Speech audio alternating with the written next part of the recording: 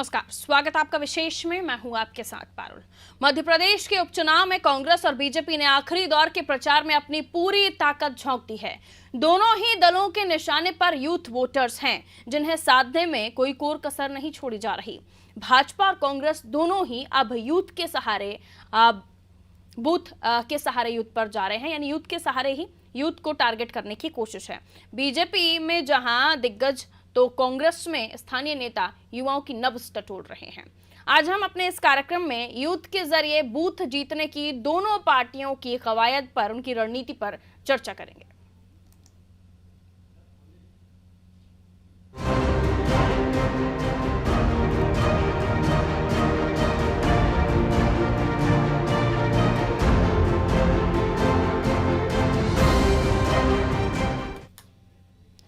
तो 28 सीटों पर होने वाले उपचुनाव के लिए भाजपा और कांग्रेस का फोकस अब आखिरी चरण के चुनाव प्रचार में है। देखिए, 48 घंटे का वक्त बचा है और 1 तारीख के शाम को प्रचार प्रसार भी खत्म हो जाएगा। और किस तरह से युवाओं को साधा जाए, युवा वोटर्स को किस तरह से टारगेट किया जाए, नजरें इसी तरफ हैं। तो आज हम इसी पर बातचीत करेंगे। आप रिपोर्ट के जरिए मामले को समझिए, उसके बाद विस्तार से होगी बात। चलिए, तो मध्य प्रदेश कि 28 सीटों पर होने वाले उपचुनाव के लिए भाजपा और कांग्रेस का फोकस अब आखिरी चरण के चुनाव प्रचार में है। दोनों पार्टियां आखिरी दौर के प्रचार में बूथ पर फोकस कर रही हैं। नए जुड़े मतदाताओं को लुभाने के लिए दोनों ही पार्टियां बूथ रणनीति का सहारा ले रही हैं। भाजपा में जहां मुख्यमंत्री शिवराज सिंह चौहान ने बूथ पर पहुंचने की शुरुआत की, तो कांग्रेस में बूथ मैनेजमेंट की कमान दिग्गजों की जगह स्थानीय नेताओं ने संभाल ली।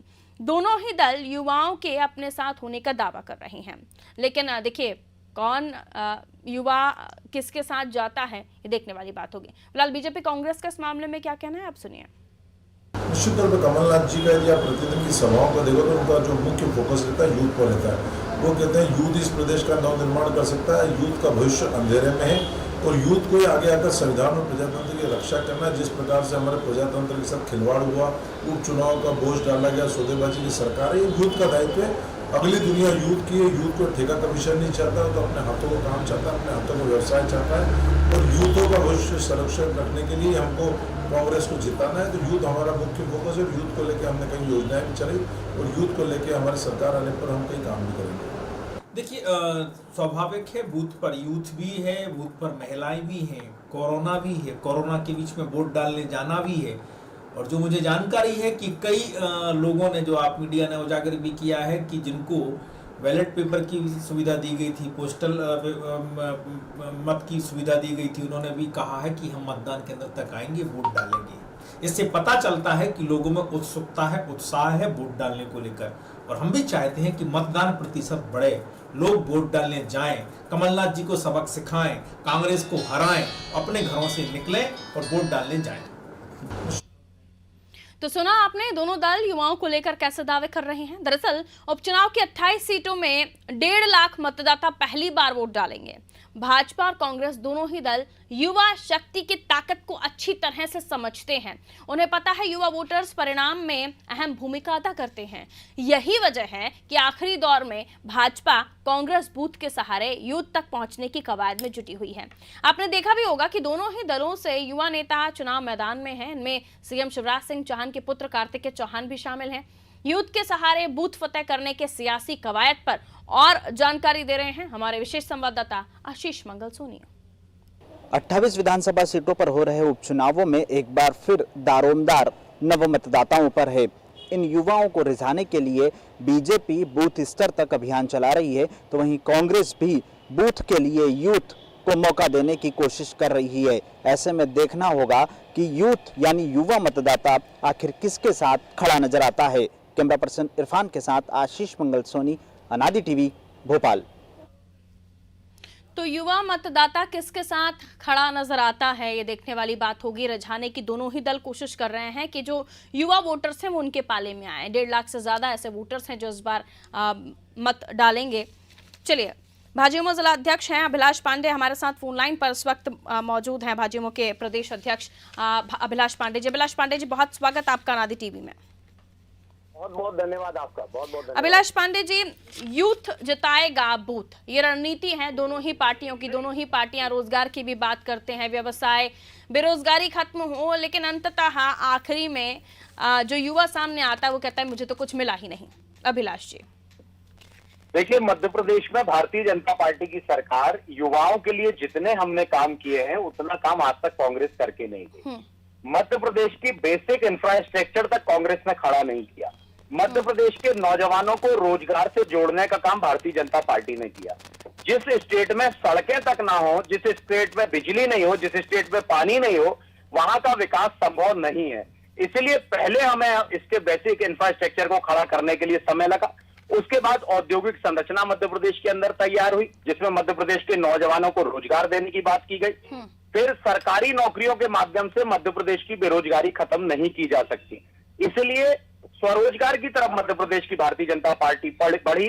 आदरणीय शिवराज सिंह चौहान जी ने युवा स्वरोजगार योजना हो, युवा उद्यमी योजना हो, युवाओं को मध्य प्रदेश की कंपनियों में जॉब की बात हो, ऐसे ऐसे सारे प्रकार से काम कर आदरणीय शिवराज सिंह चौहान जी ने मध्य प्रदेश के नौजवानों की तरफ, विकास की तरफ हाथ बढ़ाया।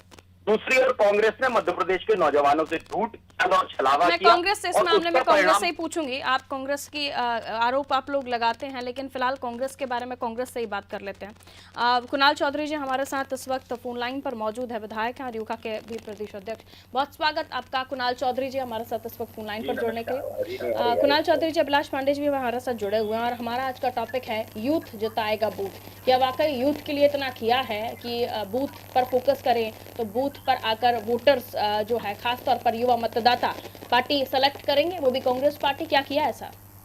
देखिए, स्पष्ट है मध्य प्रदेश का युवा जिससे भारतीय जनता पार्टी ने टोटल चलाया और जिसके मत को बेचने की जरूरत करी है। आज भारतीय जनता पार्टी ने जिस प्रकार से मत को बेचने का काम किया है, बेचने के बाद मध्य प्रदेश के जनादेश के साथ अपमान करने का काम किया है और उस मतदाता के अधिकार के साथ धोखा जो करने का काम किया है, जनता उसके खिलाफ खड़ी है और जनता वोट देगी। और युवा मतदाता को जो चैलेंज करने का काम किया, बड़ी बड़ी बातें अभी अभिलाष जी हमारे भाई ये कर रहे थे। एक पेपर की कटिंग में बता रहा हूँ जिसमें लिखा आत्मनिर्भर भारत में एमपी का आड़ंगा खत्म किए रोजगार प्रशिक्षण और कैरियर मेले। तो सरकार ने बेरोजगार युवाओं को रोजगार प्रशिक्षण और कैरियर मेले खत्म करे, जिसको जो कैरियर मेले से ये खत्म कर चुके हैं, कैलेंडरों से उन्हें हटा चुके और रोजगार तो दिया नहीं। इन्होंने कहा था 2 करोड़ रोजगार साल के देंगे, पर जो 6 साल में करीब 14 करोड़ रोजगार 7 साल में मिलने थे उसे खत्म, उसे तो दिया नहीं और उल्टे 14 करोड़ रोजगार और खत्म कर दिए। क्या युवाओं को बेरोजगार रखना इनकी आदत है? स्वरोजगार तो खुद करता है आदमी, उसमें अपना पैसा लगाता है, उसने अपनी व्यवस्था करता है। ये तो आज से नहीं है, तो सदियों से लोग दुकानें लगाते हैं, काम करते हैं। ये तो स्वरोजगार की व्यवस्था तो नौजवान करता ही है। सरकार का काम होता है रोजगार देना। सर, ये भारतीय जनता पार्टी आज तक ये नहीं समझ पाई कि स्वरोजगार क्या होता है, रोजगार क्या होता है। स्पष्ट रूप से मध्य प्रदेश की जनता को इन्होंने छला है। 15 साल व्यापक जैसे घोटाले जिसमें योग्यताओं का बेरहम कत्ल और पढ़ने वालों का सामूहिक नरसंहार करा और युवाओं के साथ धोखा देने का काम, कुणाल जी बेरोजगारी बढ़ाने का काम भारतीय जनता रोजगार के मसले पर युवाओं ने वोट दिए बीजेपी को भी। उनका 3 बार का टेन्योर देखा हमने और अब कांग्रेस को भी मौका मिला जब आपने 4000 रुपए बेरोजगारी भत्ता देने की बात की। अब दोनों से मेरा सवाल है, आप लोगों ने जो वादे किए थे उसकी कोई लिस्ट है आप लोगों के पास? सार्वजनिक कीजिए। बेरोजगारी भत्ता देने के बाद कांग्रेस ने की और 2 करोड़ रोजगार देने के बाद बीजेपी ने की। प्रधानमंत्री नरेंद्र मोदी का 2nd टेन्योर है, लेकिन कितने वो युवा हैं जिनको आप सामने रखकर कह सकते हैं कि हाँ हमने इनको रोजगार दिया? कुणाल चौधरी जी पहले आप जवाब दे दीजिए। देखिए, पहली बात हमने स्पष्ट कहा था कि हम रोजगार देंगे तो बेरोजगारी भत्ता देंगे। ये हमारे 5 साल के वचन पत्र में था। हमने शुरुआत करी थी युवा स्वाभिमान के माध्यम से अलग अलग लोगों को रोजगार, और तभी मध्य प्रदेश की जो बेरोजगारी दर थी जो करीब 9% थी वो गिर के 4% आ चुकी थी। फिर भारतीय जनता पार्टी की भी सरकार आई तो वो वापस 10 से 12% में पहुंच चुकी है और बीच में तो ये बहुत ज्यादा, जब लॉकडाउन का पीरियड था उसमें ज्यादा पहुंची थी। तो आप समझ सकते हैं कि रोजगार की व्यवस्था हमने करी थी और हमारी व्यवस्था की। उसके बाद अगर नहीं दे पाते तो उसके बाद स्वरोजगार ये इसके ऊपर काम भी करते हैं। स्पष्ट रूप से मध्य प्रदेश की जनता ने देखा है कि किस प्रकार से अलग आर्थिक गतिविधियों के माध्यम से मध्य प्रदेश के नौजवानों को रोजगार, सरकारी नौकरियों के लिए संविदा कर्मचारी आज भी भटक रहे हैं। आप लोगों से भी आप लोगों ने भी वादा किया था, आज भी वो भटक रहे हैं। बीजेपी ने भी वादा किया था, आज भी वो भटक रहे हैं। अभी भी 4th टेन्योर में शिवराज जी के भी अभी भी भटक रहे हैं। अभिलाष जी, 2 करोड़ रोजगार कहाँ है? संविदा कर्मचारियों से जो वादा हुआ अभिलाष जी, उसका क्या हुआ? आपकी आवाज थोड़ा कम आ रही है, एक बार रिपीट करिए प्लीज। अभिलाष जी, 2 करोड़ रोजगार का क्या हुआ? कोई फहरिस्त है, कोई लिस्ट है आप लोगों के पास? अभिलाष जी को आवाज मिल रही है मेरी? हाँ हाँ, अब आ रही है, पूछिए। ठीक है अभिलाष जी, 2 करोड़ रोजगार की बात हुई थी, संविदा नियुक्तियों की बात हुई थी, उनका क्या हुआ? युवाओं को रिझाना है लेकिन उनके लिए कुछ नहीं करना है, ऐसा है क्या? जिस प्रकार की बात कही थी आदरणीय नरेंद्र मोदी जी ने, इस देश में स्किल्ड करने के नाम का, स्किल्ड कर स्किल्ड यूथ को रोजगार से लगाने का काम करोड़ों नौजवानों को मध्य प्रदेश के अंदर हुआ है। ये कांग्रेस के लोग जो बातें करते हैं, आप इनसे पूछिए, 10 लाख करोड़ रुपए जो कोल घोटाले का था, वो क्या जनता के युवाओं के भविष्य का पैसा नहीं था?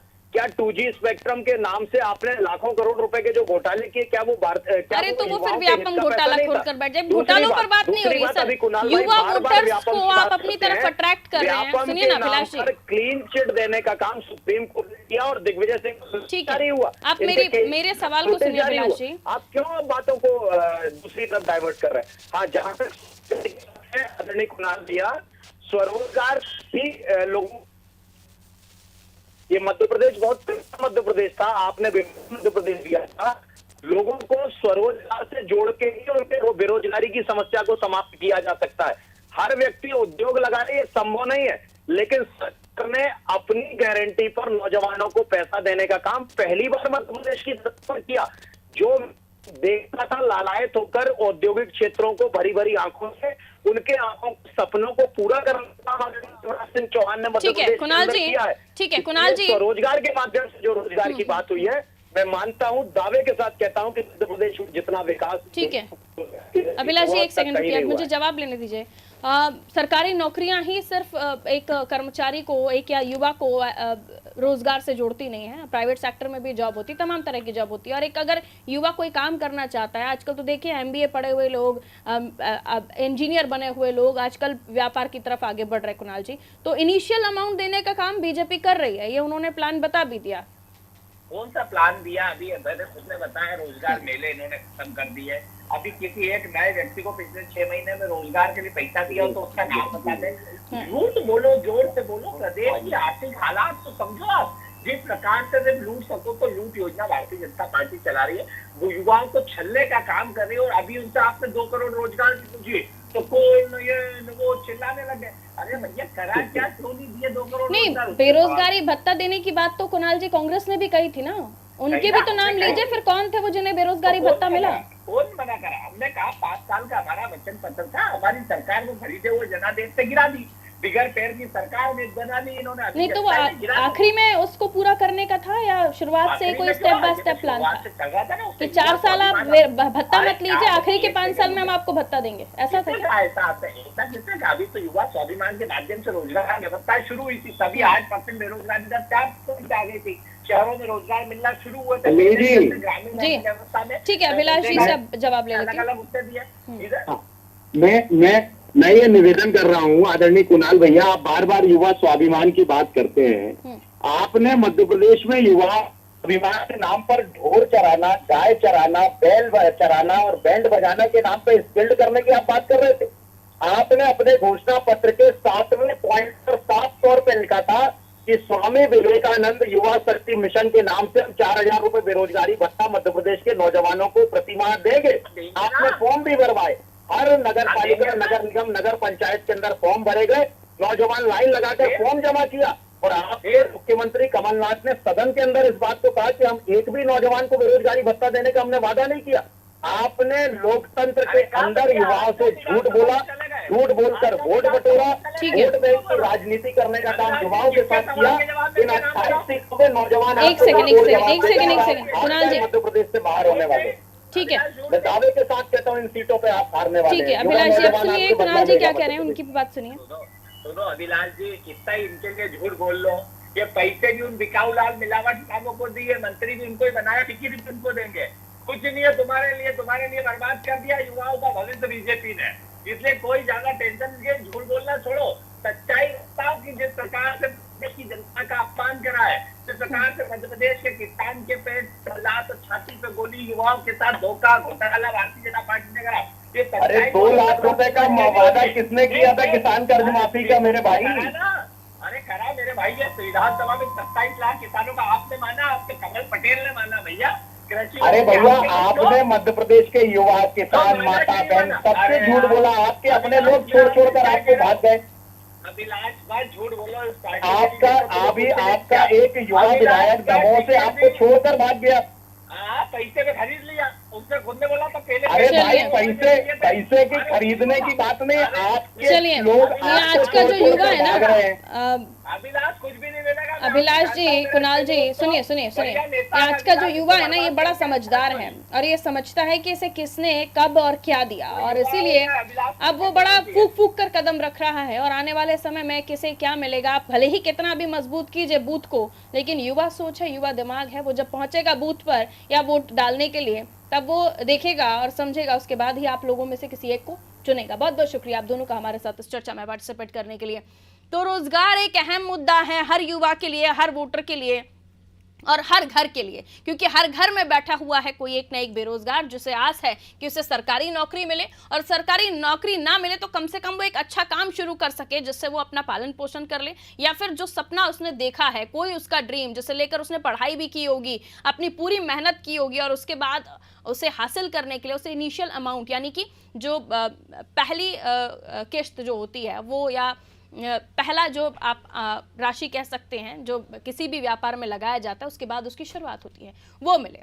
अब ऐसे में फिलहाल बीजेपी ने इस तरह की योजना की शुरुआत की है। ये आपने भी देखा होगा, प्रधानमंत्री नरेंद्र मोदी ने डायरेक्ट लोगों से बात की है, और फिर मजदूरों के लिए भी शिवराज जी ने नए तरीके से उसे और एडवांस करके लोगों को जोड़ा। किसानों को भी अब 10,000 रुपये देने की बात की जा रही है। प्रधानमंत्री नरेंद्र मोदी ने 6,000 किया, तो 4,000 रुपये मध्य प्रदेश की सरकार ने और जोड़ दिए।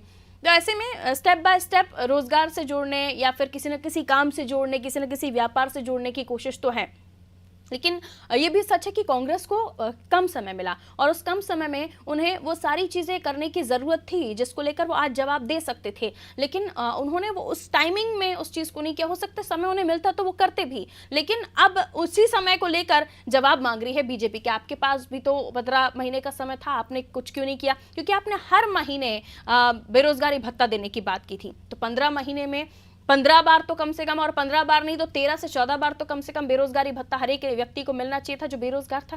तो दोनों ही तरफ से बातें बहुत हैं, वादे बहुत हैं, और चुनावी माहौल में तो कई बड़े बड़े वादे किए जाते हैं साहब, लेकिन धरातल में कितने पूरे होते हैं ये आप भी जानते हैं और राजनेता भी जानते हैं। फिलहाल मुझे दीजिए इजाजत, आप देखते रहिए अनादि टीवी। नमस्कार।